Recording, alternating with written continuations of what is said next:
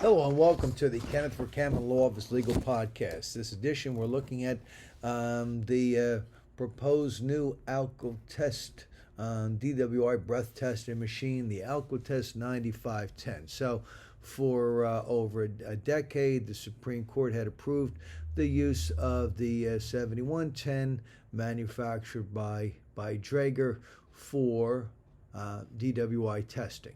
Draeger stopped making the 7110. They have a new machine, but there's opposition by the defense bar because the new machine has not been scientifically proven.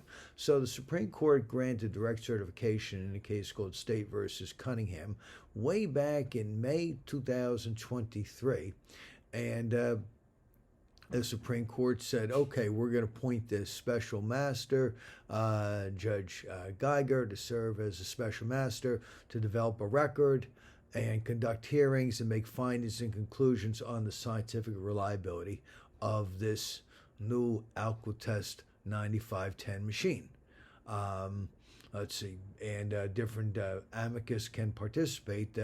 However, as of April 2024, there has been no hearings. Now, part of the order, it said cases in different counties, Monmouth, Mercer, other counties where they used the 9510 machine, the trials are stayed until a decision by the Supreme Court, which might not be until 2025. So if someone just wants to walk in and plead guilty, they can, but for a lot of people that's kind of foolish.